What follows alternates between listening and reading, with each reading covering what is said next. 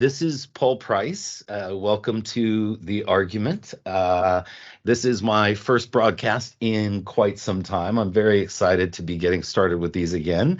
You can expect to see a lot more content from us and The Argument, as well as in some of our other areas. I want to mention Women in Architecture, which I'm very excited about, which is a new community of ours that we're working with Wendy Keene, who is probably one of the best known business architects in the world. She's the chair of that. Also, Anthony Sneed, who's joined us today, is a member of our CAF, which is our Chief Architect Forum. We have two of those, one for small to medium-sized practices and one for large corporate practices. So very excited to have you here, Anthony. You and I have talked a lot, but I thought maybe I'd let you introduce yourself briefly, and maybe then we could have a little dialogue. Absolutely. I'm looking forward to it. This is a great opportunity and a lot of fun, Paul. Glad to join you. As Paul mentioned, I am a member of the Chief Architect Forum, and that's because I work as a chief architect for Hilti, which is a commercial construction company headquartered in Liechtenstein, in Europe, which is really fortuitous for me because I'm somewhat of a Europhile. I lived in Europe for several years. Married a European woman from the Slovak Republic. I'm semi-fluent in Slovak, even if you really press me. And it was well, I'm beautiful. Definitely not going to press you. It comes in handy sometimes. There's certain commonalities between Slovak and other kind of Slavic languages like Czech and Polish. So I tend to have a bit of a broader reach there, which is really great. It's really great for breaking the ice and getting to know people.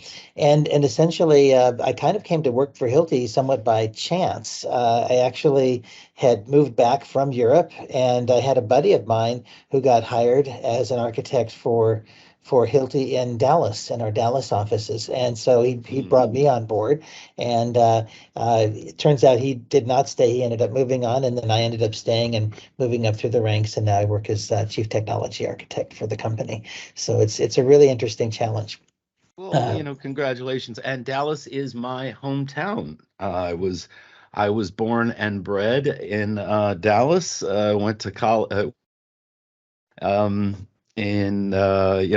down in the middle of central Dallas, and lived all around there. So we've kind of traded spots. I'm in Europe, and you're in Dallas. But exactly, and I was one of the first waves of migrants from California to Dallas. So I'm actually originally from California. Oh, wait, no. Okay, never mind. We can't be friends anymore.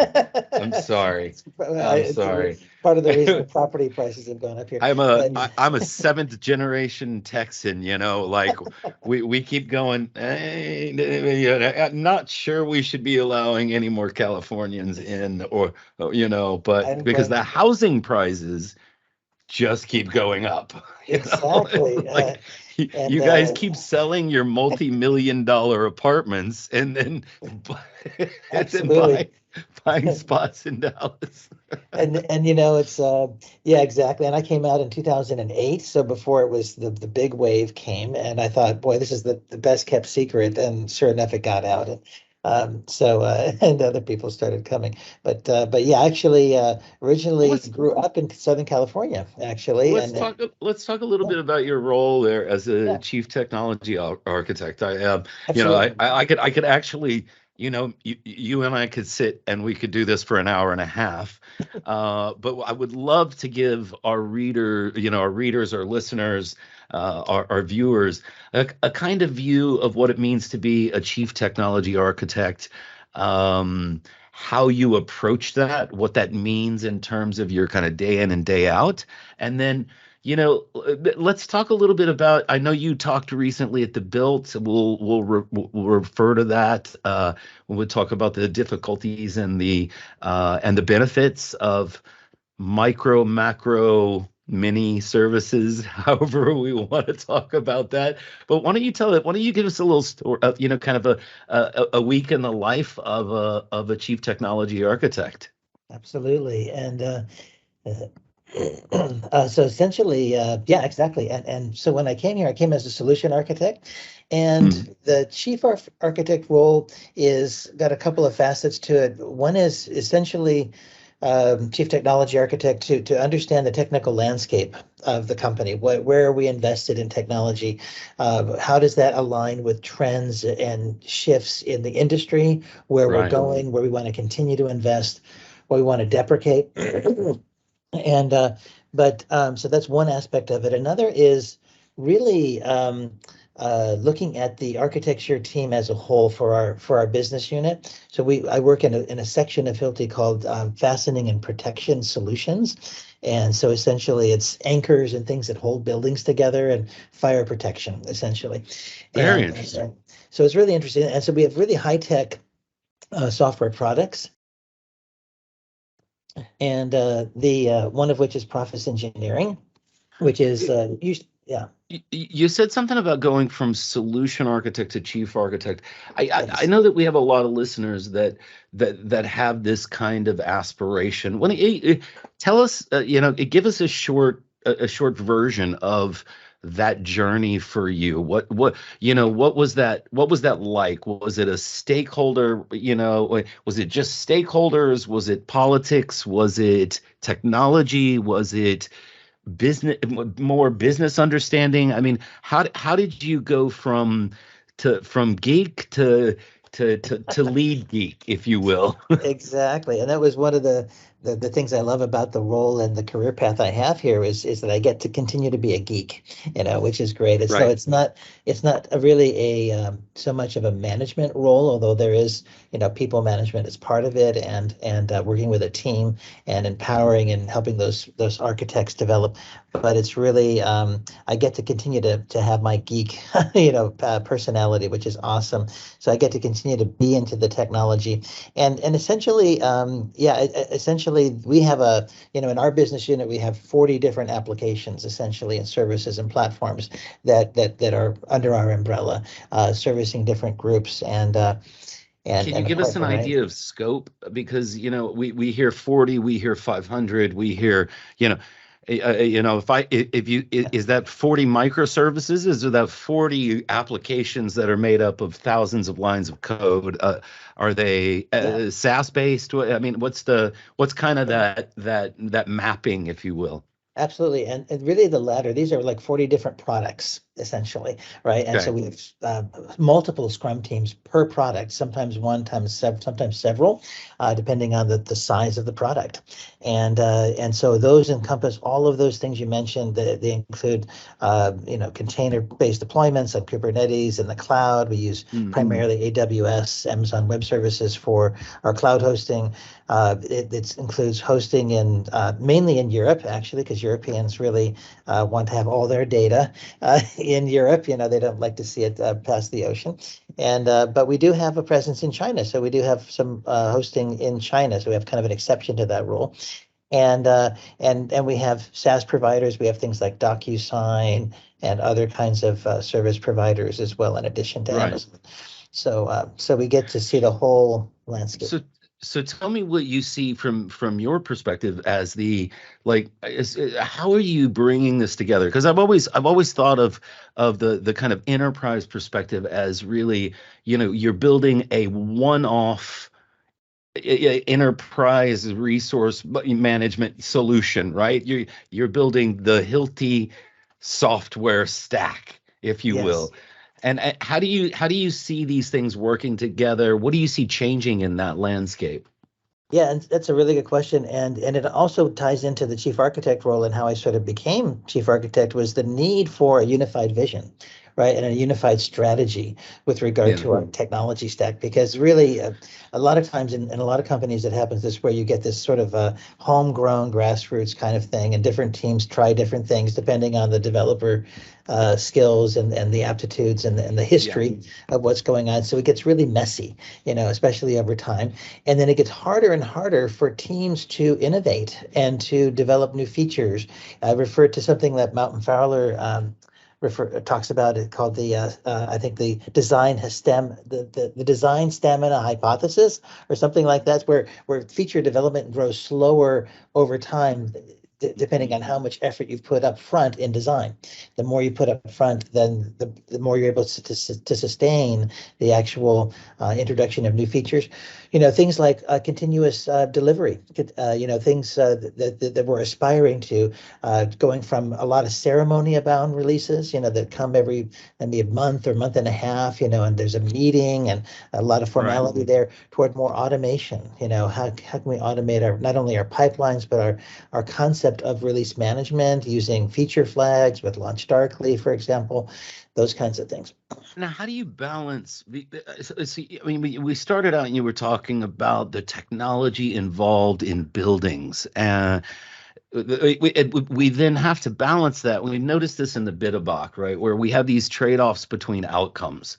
And we talk about digital business models and what does a digital business look like? So what is what does the building of the future look like? What do the materials of the future look like? How do you balance that with a group of people that want to spend a lot of time on things like continuous integration or a continuous delivery? How do you balance those kinds of those trade-offs between those outcomes? Yeah, and it's a really interesting story with regard to Hilti as well, because it's a traditional company. It's been around for 75 years, founded after World War Right. II in Liechtenstein, and we've had our battles there, or shall we say our journey with regard to cooperating with the global IT department, which is very conservative and really wants to hold back and really wasn't ready to get into the cloud. And so part of my role is not only dealing with the teams within our business unit, but dealing across business units and with the global IT infrastructure to help enable them to mature and to come to a new level of being able to have a modern organization, which with a really vital IT component. So there's this sort of natural trade-off between the big picture and the small team. And I'm wondering how you navigate that. You mentioned having scrum teams where, multiple scrum teams working at the same time. This whole scaled agile, this whole scaling up of teams, keeping people in guardrails, keeping people moving in the same direction while balancing all these outcomes. I mean, that's a big job. So how do you look your approach to making that work? I come from a background as a trainer and instructor. I worked for Developmentor. Wanted to squeeze that in there for several Cool. years with the likes of like Ted Neward and Don Box and those folks back in the day, and really had a good time with that, as well as Wintellect. And so I've got this training DNA in myself, and so I bring that to the job essentially, and that's how I look at the challenge that you mentioned, which is like, how do we bring everybody into an alignment with a unified vision of where we want to go, right? And then that's one part of it, and the second is then enabling the teams to deliver. And that's what we forget a lot of times. And that's why I think it's really great for architects to come very often from a development background where you've had to actually build systems. So when you design the system, you design it that it's easily built. You have that perspective. So it's bringing all those folks along and enabling them.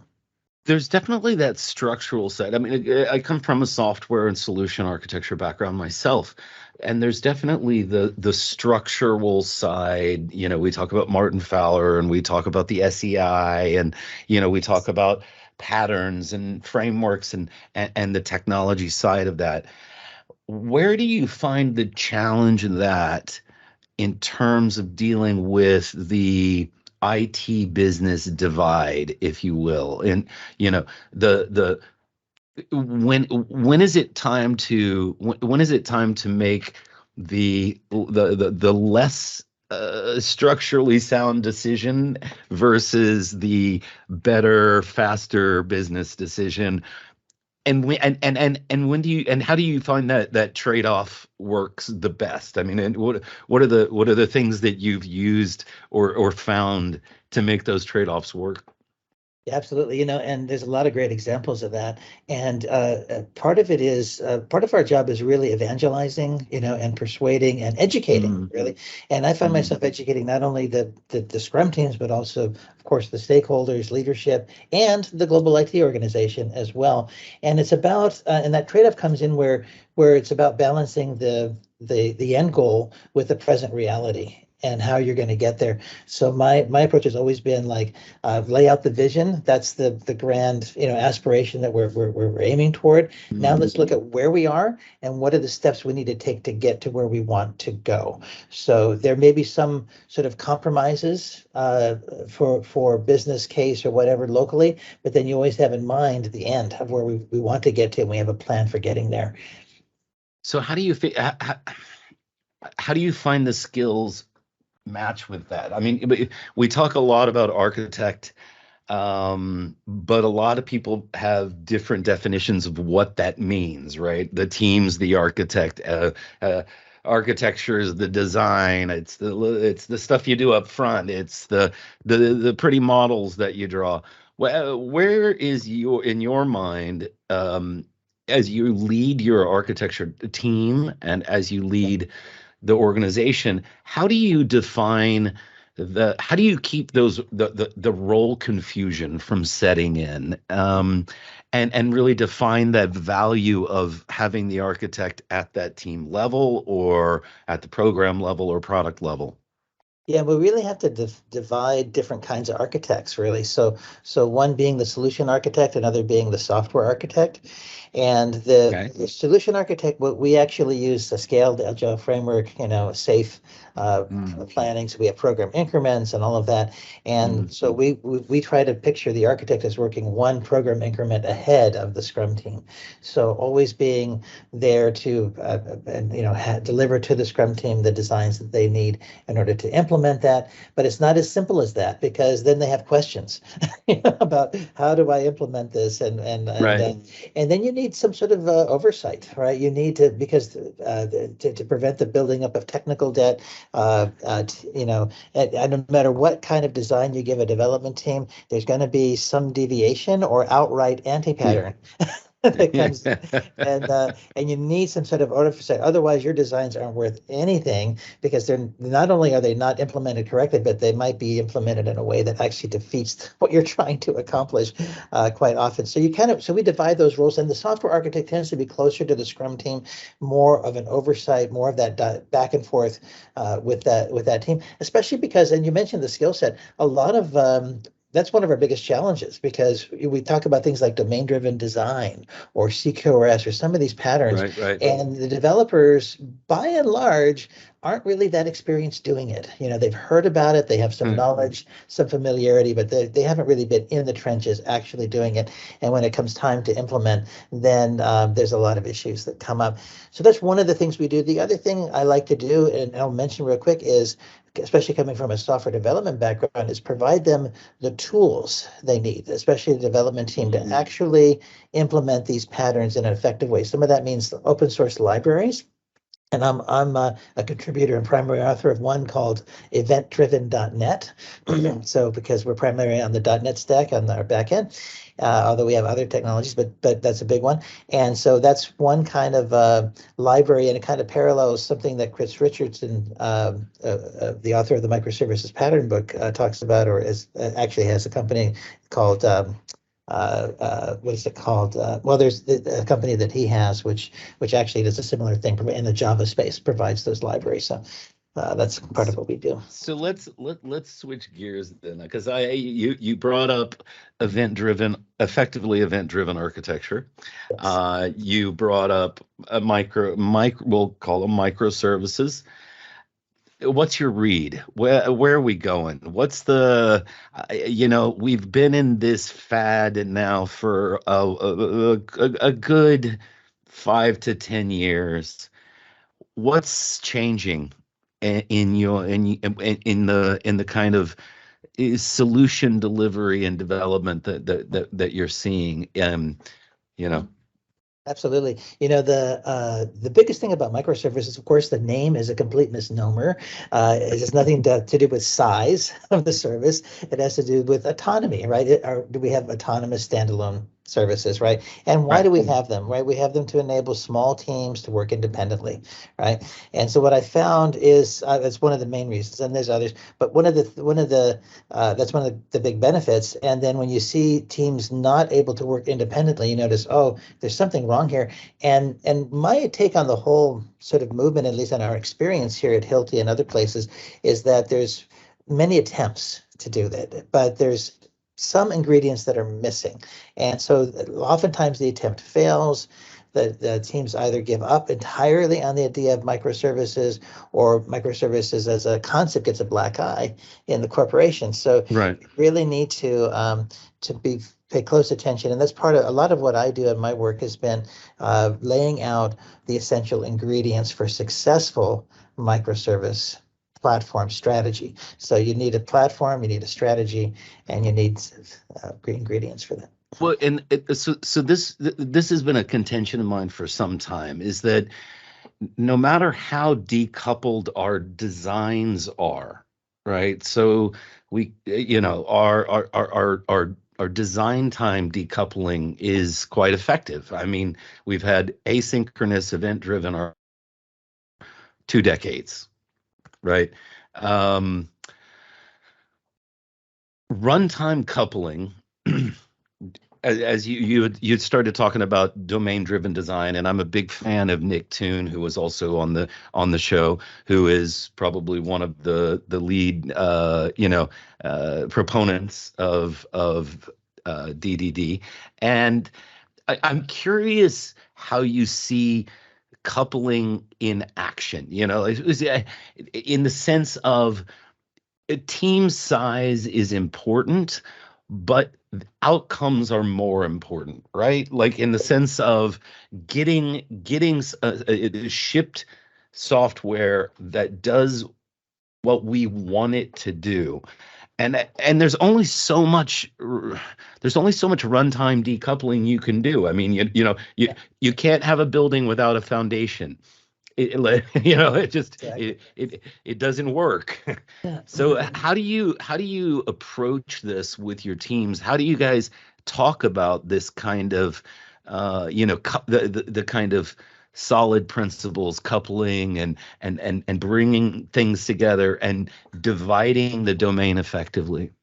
Yeah, exactly. And I think where a lot of teams end up shooting themselves in the foot, so to speak, is with these aspects of coupling that creep in, right? So and these anti-patterns. So they might have a database that's shared among services, or they might have this idea of having shared repositories where different teams contribute, which is normally a great idea. But then you can also introduce like code level decoupling there.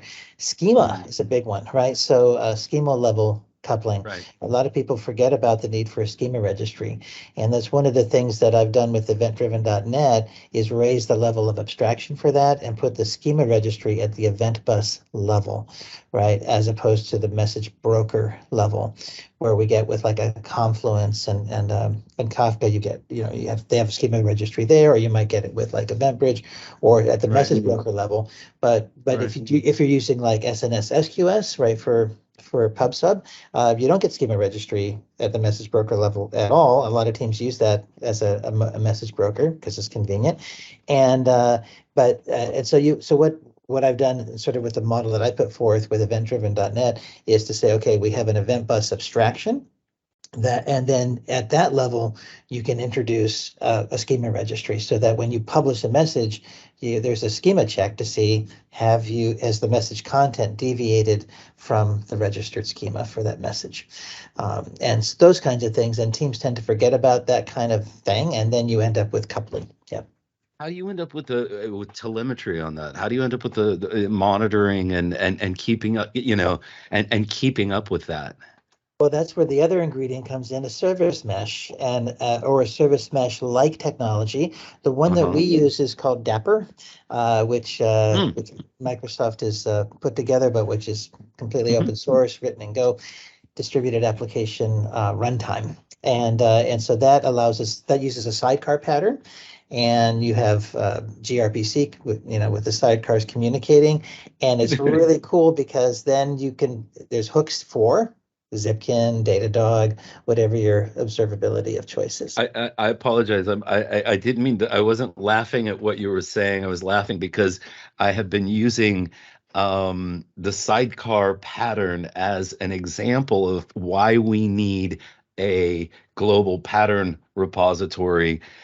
Because if you actually go out to the two different CAFs out there's the Microsoft Azure, cloud architecture framework, and they have their sidecar pattern. And then you go out to Amazon's, sidecar pattern, and you look at the two of them. They're just almost radical. I mean, it's like apples and oranges, and you're going, we got half the world reading this and half the world reading this, and we really need to understand what this means. Because I mean, a sidecar pattern is just an ambassador pattern writ in infrastructure. Um, Again, I could soapbox on that all day long, but again, I want to point out that the Bitterbuck has the opportunity for anybody. It is completely open source. It is in GitHub. Anybody can submit a pattern. Anybody can submit an architectural pattern, and we will be thrilled to host it if it works and Mm. you can show that. Anyway, I appreciate you. I Yeah. apologize for the sidecar there, but I had one more question. Yeah, I don't like to keep these too long. I have one more question for you. How are you approaching infrastructure as code? How are you approaching effectively immutable infrastructure? And are you? Is that someplace that you're at yet? Is that someplace you're headed? What's your take on it? Yeah, that's a great question. And that's a good example of where architecture is concerned about things that you might not necessarily think are in the realm of architecture, things like infrastructure as code. And that brings me back to like one of the definitions I heard about architecture from Martin Fowler and others, which is it's the important stuff, whatever that is, right? So we care about infrastructure as code. We care He's about going to be test. remembered forever for that, you know? Exactly. It's one of those interesting things which is so vague, but it rings true in a sense because it's like, yeah. Yeah. And we're very concerned about test-driven development and behavior-driven development, all of the continuous integration. So all of that architecture is concerned about, and infrastructure as a code is a good one. And Hilti, we got out ahead of that very early. So we actually picked it up a few years ago, and we use HashiCorp's product for that Terraform, and so we definitely got on board. And I'd say it's something that's easier said than done. The biggest thing there was how do we do DevOps in a way that is scalable, right? Instead of having a quote DevOps team, which is an anti-pattern, Yeah. it's really an operations team, and having them do it. How do you spread that capability throughout the Scrum teams and get people on the Scrum teams who are familiar with how to do infrastructure as code, how to write Terraform scripts? What's your ratio of architect to team? I mean, I'm curious. Yeah, so we currently are understaffed. So in the reality is we need a lot more architects than what we currently have. Our goal is at least one architect per Scrum team, at least a software architect, right? And then have a solution architect, Now perhaps you're for the talking products. two pizza team, like 9 people. Yes, exactly. Yeah, the two pizza team. Wow, Uh, I mean that's an aggressive goal. yeah. The most aggressive goal I've heard on that one before is about a 1-to-3 ratio. So that's Yeah. quite And aggressive. That's yeah, very and interesting. exactly. And that's why I mentioned the software architect role being really tied to that, because that's where you're in close linkage with the development team. Now this is interesting, and I guess we'll have to end here. And obviously, we'll just do a part two at some point. But Now, SAFE itself does not have an architect at the team level. It doesn't contain that. It has a solution architect at the solution level, but at the Scrum team level, there is no architect Absolutely. And let me clarify that a little bit. I'm thinking also as architect more as function, not necessarily strictly as role. So you could even have someone on the development team who's aspiring to be an architect can be mentored by a solution architect who oversees several Scrum teams, but Okay, you're so spreading that this is kind of functionality. what we call in the Bitterbuck, we call this the extended team model, where you really have kind of a mentoring process going. Now, do you see that as a rotating kind of thing? Is it like, oh well, I was the architect on this one, but on this one I'm the QA guy? Because our findings have been that the skills of architects are very, very, very different than the skills of the sort of average developer or development lead, et cetera. Yeah, and that's why I see it more as a mentoring thing, where these are the folks on the development team who aspire to move into that direction as a career path, and then you need to see to it that they acquire those skills and that change in mindset. Yeah. I'm gonna use this as another plug.